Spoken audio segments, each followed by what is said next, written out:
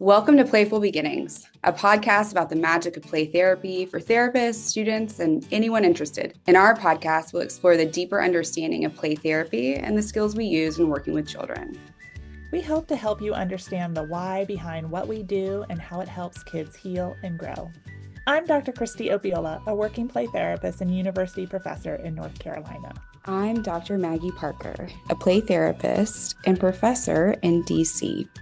Kristie, how are you? I'm good. How about you? I am good. Well, it seems like people are really liking and responding. We've done a lot of things on families and parents. It seems like this is an area that people really would like some supports. And so you had someone reach out and ask you a question. So just for everybody who's listening, please go to the playtherapyspace.com and you can email us. You can put us through questions through the website, or you can email us at info@playtherapyspace.com, Kristie@playtherapyspace.com, or Maggie@playtherapyspace.com. You can also put it in the comments wherever you listen to the podcast. And we take what you are saying into consideration. There are a couple of people that have, when they've reached out, we're happy to do the topics, and we'll start organizing them into chapters so you guys can have access to things you need, and they'll be organized a little bit easier for y'all. And feel free to reach out to us on socials too. We're on Instagram, we're on YouTube, we are on Facebook and Pinterest. What question did you have today, Kristie? So the question I got was from a young play therapist who was stating that she has frequently heard from parents that they don't really understand the process of play therapy. So the question, responding to parents' misunderstanding about play therapy and the process of play therapy.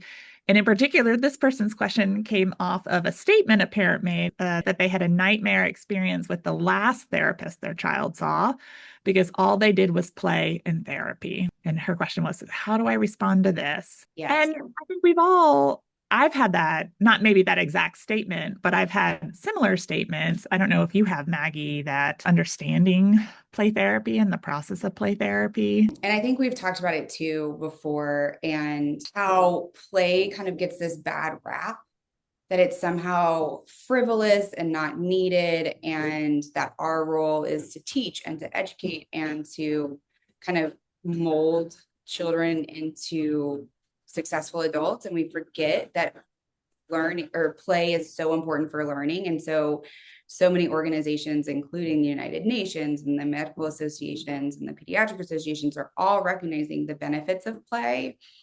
And so trying to remember that in the back of your mind, right? Because we all are socialized within this world. So I think there's a piece of us when a parent says that, that's like, okay, we are just playing. And it might minimize. And I think you even heard me say when I just said that, we are just playing, right? One of my pet peeves. Right. And we've posted about that a couple of times, because I think that we need to start being cognizant of when we do that. But yeah, I think it's happened to me a lot. So how do you respond, Kristie?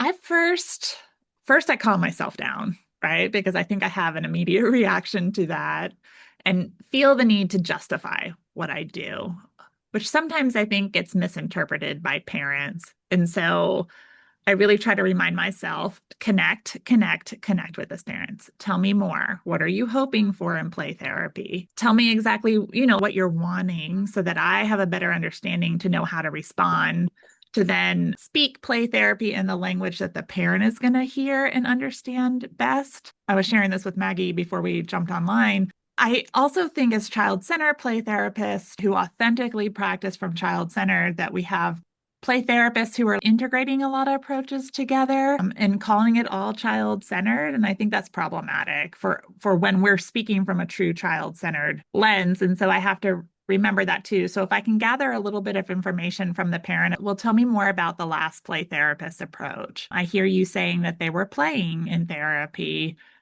as children's most natural language. I would, especially your child is 3, 4, 5, right? 8, 10, however old they are, play is a big part of childhood. So tell me more about how you saw play being facilitated within the therapeutic space. And that will help me better know how to respond to the parent in that moment instead of maybe starting to cite all the having reasons. them like shut down that they just don't want to hear the word play in therapy. So I'm really trying to gather information, trying to connect with the parent to understand about what their concern was. It can be, it's an arduous process. It's a weekly process. It's for some families expensive because maybe they're paying out of pocket. And so I also want to be mindful of those components for the parent so that I can respond and show them how play therapy is beneficial. I think it's really important to try and understand and not to further alienate and separate yourself from the parent. Yeah.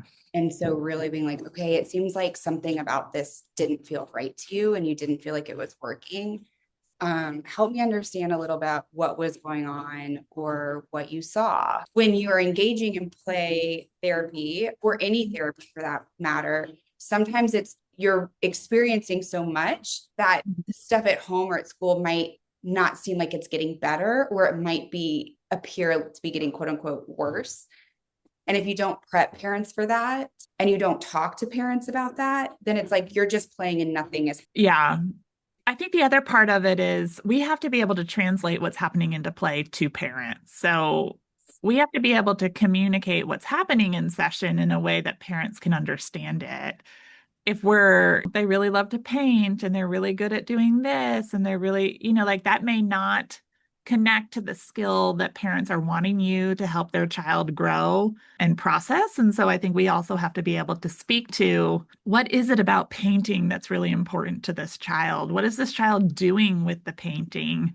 Is it building self-esteem? Is it an avenue to settle the child's anxiety so they can process a little bit of what's happening in their lives?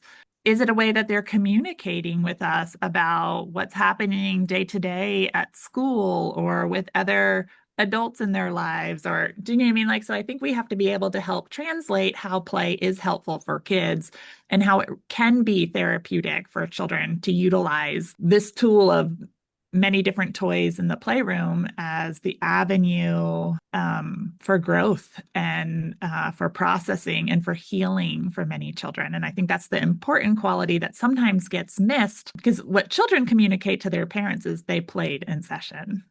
They built a fort. They built Walmart this week in session. They did a lot of things when maybe here's a child who doesn't take any initiative, yet in the play session, they initiate it, they planned, they thought through how they were going to make Walmart in your playroom out of fort building materials. And then what happens in Walmart, right? That play can lead to so many different things, and to be able to communicate that to a parent or to parents is really important. And so they're like, okay, they built a fort. And yeah, let's talk about the fort building, what went into the fort building, how they initiated this play. And they're like, oh, wow, they don't initiate anything. I was like, they came in with a plan. They knew what they wanted to do. They were really thoughtful about why they wanted to build Walmart. And the mom started laughing. She's like, yeah, we go to Walmart a lot. I was like, it's an important part of your guys' day-to-day interactions. And so, right, they're bringing that into the play session for me to experience their lives a little bit, which helps me get to know the child better. Why is this important? Those components. But when you were talking about that, I had a parent say, well, with their last play therapist, they just played. I'm like, okay, so tell me more about this. Like, what were you? Well, they just painted. And I was like, oh, okay. So it felt like there wasn't a lot going on. Can you help me understand a little bit more? What's going on? What's bringing you into counseling or play therapy? And there was a pretty big rupture in the family relationship due to divorce and a move and a feeling of being like, and of course, like this is what I'm gleaning from it, right? So the story is not, the story is, well, we got divorced, they lived here, a caregiver moved away, got remarried and has another family. And so I'm like, okay, so tell me more about, what you were seeing happen. And it was like, well, Ollie did, he or she would leave the session with a family painting, and that's all they did. And I was like, oh, okay. So, and I'm asking more questions. And then at this point, like now the parents engaged and invested, right? Because when you ask about and you're curious about, it does bring people in because you're not shutting them down. And I was like, I wonder how being able to paint a family is helping this child kind of understand what this new family looks like, because now there are two families that they're a part of, but one is very separate, right? So the original family is different than it used to be. And now there are two families, and one of the families far away. And they were like, oh, right. And so it's like, in some ways, I'm helping build up the other therapist, which is fine. I'm okay with building up other people. I don't need to like have ownership. And this other person probably needed to share these things with the parent and help them understand that this is a really hard thing for a child, Yeah. especially a young child, to understand. Why is one of my parents leaving? Do they not love me? And do they love these other kids more than they love me? Why don't they love my mom anymore? Why don't they love my dad anymore? And so it can be really insightful. And when you're able to kind of put those two, now I'm not interpreting their paintings in that way, but I am reflecting like, oh, wow, it seems as if they're really trying to figure out what their situation and what their family looks like or what their home life looks like.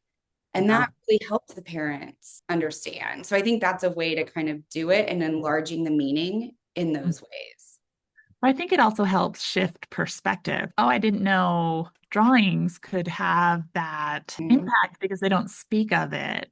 Right. And sometimes we have to remember kids don't speak of things because maybe it's really hard for the family system to actually engage in conversation about things. So they're almost doing it independently internalized because they're not sure it's an okay topic to bring up because we feel heated about some of the stuff that our kids are processing. I also loved that term, I wonder, that you used, Maggie, because it is like a subtle way of having parents process maybe another perspective. Like, I wonder if this could be what's going on without being like, this is what's happening for your child. So it allows open dialogue about maybe the ins and outs of what are happening at home or a chance to talk about it without putting the parent on the defensive. And it is because I'm not positive, right? One, I wasn't in the space where that was happening, right? And Mhm. I think when we were talking about even my own parenting, how easy it is to be so focused on one thing and not the other. And having conversations with parents, I also found that when you can reframe it in a way that demonstrates the love and care that and the support that the child feels for the caregiver, it seems like you're their safe space. Mhm. And that's a big one because when it's really hard when the kid's still melting down with you every day after school and like really needing a lot from you, that's draining as an adult. It's hard. And it's a compliment. Because they trust you so much and they can really be their authentic selves. I also think just looping this back to the all they did was play in therapy, I think what Maggie and I are sharing are ways to respond without defending play therapy.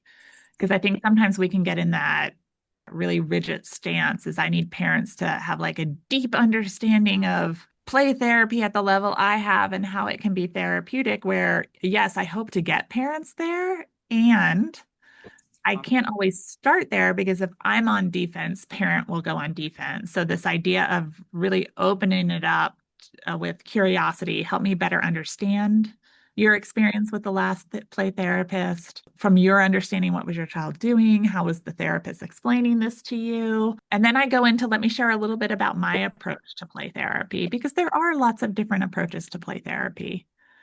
I also talk with parents a lot. I do this with adult and kids clients where I have this statement I use. My students can verbatim, I think, quote it by now. But I talk a lot about finding the right therapist is like finding the right pair of jeans. You might have to try on lots of pair of jeans to find the right play therapist. So if we don't feel like the right pair right off the bat, I'm not offended, right? Tell me what doesn't feel right so I can help you find a play therapist that will feel like a better fit for you. Or I feel right now, just like when we're in the dressing room and we put on a pair of jeans and they feel good, then we get home and we start wearing them and they're like, what is wrong with these jeans? Like these are not comfortable. I'm never going to wear these, right? If that happens too, don't hesitate to come talk to me about that because my goal is not for you to feel like therapy is not an option. It's about finding the right process of therapy for you. And so also I say that to share that sometimes we just may not be the right way of doing play therapy for parents. And instead of them having this statement, it was a nightmare experience for me and my child, right? I would rather them have a really positive therapeutic experience and finding them the right therapist. What exactly are they looking for so that I can connect them with the right people in the community? Usually that helps people feel safer, right? Mhm. Because sometimes there's the pleasing, oh, if I'm here and meeting with them. And so we're giving them permission that this is okay if you don't feel comfortable. And I know that for many play therapists, you've got to get fed. And so it can feel really like each client is really important. You don't want to lose a client, but you're going to lose a client if you're trying to force them into something that they don't feel comfortable with. And the more you are open to that, the easier it is, I think, for parents. And sometimes they stay and sometimes they don't. And It's fun. I've had several parents leave and come back. So they didn't feel like I was going to be the right fit. They tried a different play therapist. And then I get this call, hey, I don't know if you still have openings, but we would like, because I think I gave permission that it doesn't have to be permanent. You're not offending me in any way. I get it. And if I'm going to share my own personal story, I tried on like 5 therapists before I found the right therapist for me as an adult. So why would we not think the same for for kids. kids that that may be the case, that I might not be the right therapist? And sometimes it's not until we get the kids in the room and Mhm. we start building a relationship that we realize that, gosh, this may not be the right approach for this kiddo. Selfishly, I think child-centered play therapy is the right approach for most children. And that may not fit the culture or the beliefs of the family. And I have to be okay with that. I might not be the right fit that way. Or maybe they're hoping for a therapist that more represents their family system, their cultural group. And that's okay too, right? Like, how do I connect if representation in play therapy is important? How do I connect you with a good play therapist that, you know, looks more like your child or may have had childhood experiences that you guys have had based on the color of your skin, your religious beliefs, whatever it may be, but opening up that avenue and because you give permission for that, they're more willing to share that with you, and then you can connect them with the right play therapist. And I think it's so important because, again, like the overall theme is that we're curious and we're not trying to convince. And so when you're curious, again, you're able to understand where the disconnect may be, and you're responding to that as opposed to what you think they want you to hear. I hear this a lot. My pediatrician told me that CBT is the only evidence-based approach. Okay, so this clues me in that they want to know that something is effective and that it works. And so I'm like, you're absolutely right. There is a lot of research on CBT, and this is how it can be really helpful. My approach is a little different. And I want you to know that it is also evidence based, but it's going to look different. And so this is how mine will look, and this is more how CBT will look. And so being really transparent, like, okay, so let me help you, if this is something you're curious about, this is what that looks like, and this is how I'm different than that. This is why I think it's helpful. And if that's something that you're looking for, I can absolutely try and connect you with someone if you're interested in. Again, I was responding to the questions and the fears that they had in a way to try and help them understand in a non-defensive way. Yeah. And so just kind of like being able, it also requires that you know people in the field and that you know about different approaches and And how you're different. and I think also open to other approaches. Like, I know what works best for me as a therapist. It does not mean I don't believe other therapeutic approaches don't work. And that's what, the research has shown is that one of the biggest components is the relationship. Mhm. One of the things that makes therapy the most effective is the relationship. And so if the family doesn't feel a connection or relationship, well, then let's go find you some space where that does feel.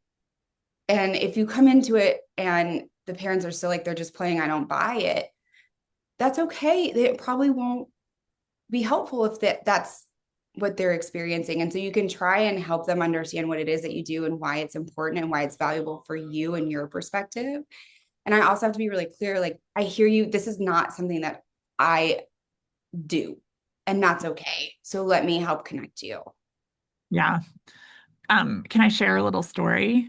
So Yeah. I recently had a new client come in, and the parents were not sold on play therapy. They were needing their child to be much more motivated. Kind of the family expectations, cultural like a whole bunch of pieces. And the parents asked some really great questions in the initial intake about, do you understand this? Do you see what we're needing? How is your approach going to be helpful to my child? And so I shared my beliefs, why I think it would be helpful, what I was understanding from them. So I do a lot of interpreting of their statements. So what I'm hearing you say is you want your child to be more self-driven, motivated, take initiation, whatever it may be. So I'm reiterating, and then based on if that is true, this is how play therapy will be able to help your child. So like I do the reverse. And in my head, I was thinking, oh gosh, it's going to be hard to win this parent over in play therapy. I'm not sure if this is going to be the total right approach for them, was my hesitation, just based off of, what they were ultimately wanting to see in their kid. And so we had a parent consultation, and the parent was like, this kid is changing. This kid is taking initiative. We've had 3 sessions. It's not even like we've had a ton. And they're like, we're sold. This is good. And I was like, oh. And I went into the parent consultation thinking I would have to continue to convince the parent this was going to be the right approach. This was going to meet their needs. And they were like, no, no, we see a big change in just this short amount of time. I was really surprised. This is what we've noticed. This is what's happening. There's less fights. There's less this. Um, this kiddo has like declined every after school activity, every extra thing. And, this week they said they wanted to try this activity and da na na. And I was like, that's amazing. So you're already seeing kind of what you want to, and the parents were like, yes, we keep going. Like whatever you're doing in here in the short time, I don't understand it, but it's working. And this kid is, and I was like, okay. And so I tried to then share what I'm seeing in session, the little things. I'm really seeing what they were sharing about the child, loss of motivation, or I view it more as maybe how they view themselves and their level of competence. And so kind of sharing those things that I see those things in session, and this is kind of how I'm handling it. I'm also a firm believer we should be giving our skills away. Our whole podcast. Early in my career as a child life specialist, I had a us who talked about like, why do we hold on to these skills? Like, wouldn't it be nice that we work ourselves out of a job? That should be our ultimate goal, because we should want parents to be empowered to be doing the same thing. So I give a lot of skills away. And I say that hesitantly because I don't give them all at once. I slowly build skills. I really am influenced by parent relationship training, CPRT, where it's one skill at a time. Although I think maybe they need limit setting, I'm always going to start with reflective responding because it's the foundation for every skill we use in play therapy. If parents can be more reflective, how does that help? We also know it's the skill that takes the longest for us to build and capture and feel efficient at. And so if I can start that early and then kind of build other skills off of that, I'm going to do that. And so sharing a little bit, this is something I've noticed your child is already responding to, right? Reflecting, feeling, reflecting, and the parents like, we don't do that. And I was like, okay, I just wanted you to know that that really is working for your child in session. It's really kind of helping this kiddo feel more empowered, feel more heard and understood. And therefore, what I am seeing is they're taking more risks because they feel heard. It's not something they're living on an island feeling alone. I'm cheerleading behind them. And they're like, oh, okay. Will they use it? I don't know. We'll find out in our next parent consultation, or the kid will let me know if parents are using it at home, but I'm at least introducing it each session. I also want to share kind of the opposite experience, because I've had parents, it seems like things are going really well and we seem like we're on board, and they were like, listen, I need, like, the executive functioning isn't happening. They're still really disorganized. And okay, I hear you. And I'm trying to understand a little bit more about where the tension is lying, and then seeing if the play and my responses could align. And so there was a lot of difficulty in some social relationships, but really like disorganization, and that was impacting academics. And so in session, this child would quiz me almost and really like, have a whiteboard, walk me through a drawing series to see if I could draw what they were trying to get me to draw. The way I was experiencing it is confidence building, and how can you feeling like you're in control and in charge, and also me not getting it right ever. Let's draw a bunny. I've got diagonals everywhere and it looks like this like Picasso's bunny. And so that it's hard to follow directions, even if the person giving directions is clear. And so I was seeing a lot of work around what was happening and trying to explain it to the parent. They're like, I just, this isn't working in the way that we need it to work. I understand. How can I help support you? Who can I connect you with? This is how I do think it's beneficial. I do think it was beneficial, and it wasn't what the parent really was looking for at that time. And so we ended that relationship. I did get the termination. I have the opportunity to say goodbye. But sometimes it is that way. And I'm not going to force a parent to do something. And I think that there was change, and I think that it was beneficial, and the parent was looking for something else, and that's okay. And I ended up seeing someone who knew these people, and they were like, oh, did you know so-and-so? And I don't say anything. I'm not going to break any confidentiality, but in my head was they told them how terrible I am. They must think I'm an awful therapist. And they're like, yeah, they really appreciated it. And then, they wanted some more concrete help. And I was like, oh, good. Yeah. And I was like, I just was like, yeah, stayed neutral. But I think that sometimes happens too. And so I want our listeners to understand that that's okay. And, you do what you can, but I'm not going to force someone into an experience that doesn't feel like a good fit for them. No, and I was also thinking as you were talking, Maggie, that I also think sometimes that stuff shows up in the playroom. The kid not really being able to get themselves organized in their play, or kind of having squirrely moments in the playroom, and we can sometimes reflect what we're seeing. Sometimes it's not a good fit, or it doesn't show up in the playroom, and how do we address it if it's not showing up in the playroom when they're wanting more specific things? And other times it is showing up in the playroom, and maybe my responses have not tackled the disorganization or the difficulty with like thinking through steps, right? And so when they're disappointed and things aren't working and they're giving up, you were hoping this would work out, or you thought magically those things would be all there where you needed them. So you can highlight those things in different ways as well to help connect the kid to these things that parents are seeing. And I say that to say that sometimes this information we get from parents is really helpful for us in play therapy.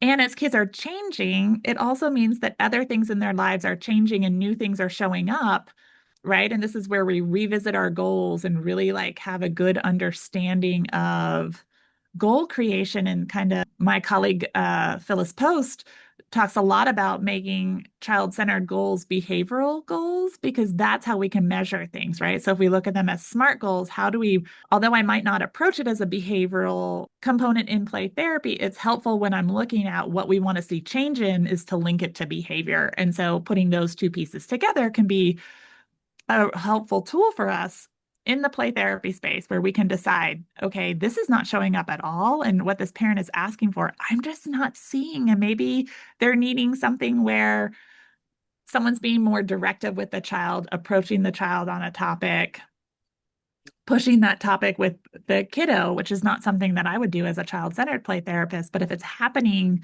naturally in the play therapy room, then I can respond to what's happening, what the child is bringing into the session, or how the child is playing, and how maybe these components of disorganization or of planning or impulsivity are playing out, and then I can respond to them in a true child-centered way instead of sending them out.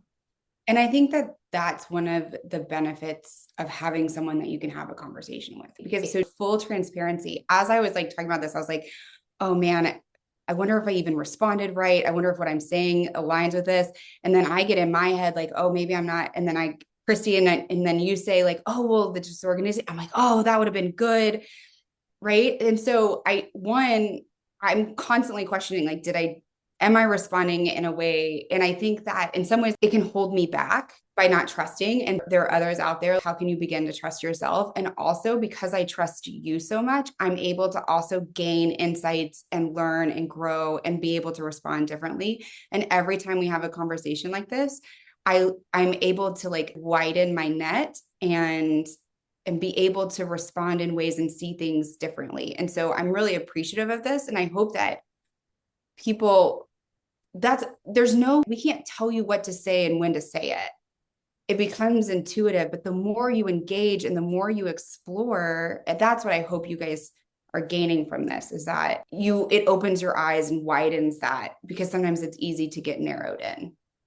Well, I think one of the first agencies I worked at, one of their logos was, multiple heads are better than a single head in therapy. So we did a lot of case consultation because we just come in with different perspectives. I feel the same way when I get a chance to talk about a case with you, Maggie, or I hear you share. It's like, oh, I could respond that way, or have I thought about this, or did I do this? I think that's part of reflective practice. Where we don't want it to go to is where you're demeaning yourself, it's impacting your self-esteem. It's about how could this help me grow instead of look how terrible I am. We don't want to go that direction. We want, how do I help this lead me to growth? And dialogue is good, and multiple heads thinking through cases can be really helpful. This is, I think, one of the challenges of the US licensure system. We say you only need that for a few years. I think Maggie and I would say, gosh, find consultation groups for a lifetime. Find people you trust that you can touch base with so that you can have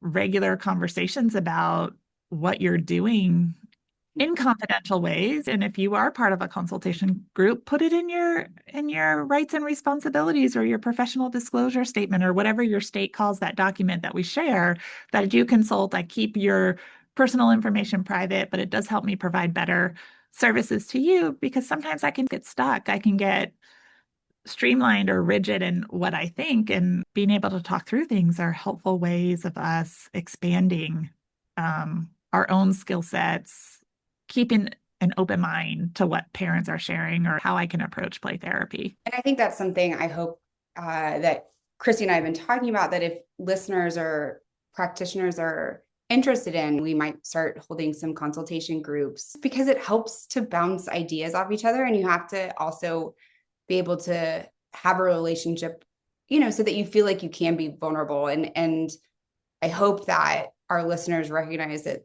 both of us are a space where we're also having those conversations, and we would love to be able to support you also. So if that's something you're interested in, again, please reach out and we'll start advertising for that in the future. I want to thank our listener who brought this topic to us. Sometimes sharing about play therapy is tricky based off just cultural beliefs around play, what we think kids need.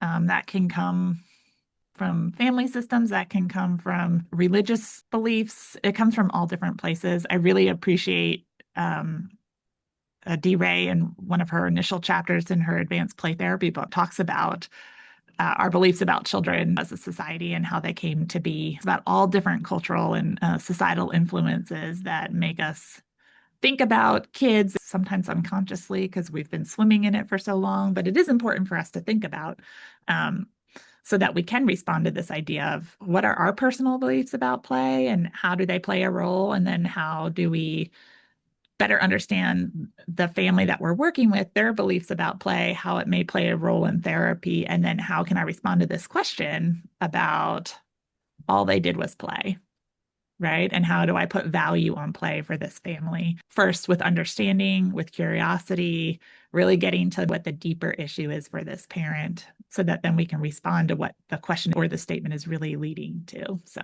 yeah. Thank you, Kristie. This was great. Thanks, Maggie. Always fun. I love our recording times. I hope listeners are enjoying it too. Please like our page. Share with your friends if you're finding this helpful, friends, supervisees, whoever it might be, and let us know what questions you have. info@playtherapyspace.com, or Maggie@playtherapyspace.com, or Kristie@playtherapyspace.com. playtherapy.com, or go to our website, playtherapies.com. And we will see you guys next week for another episode. And again, please hit us up with questions or topics that you do want us to talk about. It is helpful. As you can tell, we can talk about anything. So bring it on. Thanks, Kristie. Thanks, Maggie. Bye. Bye, y'all.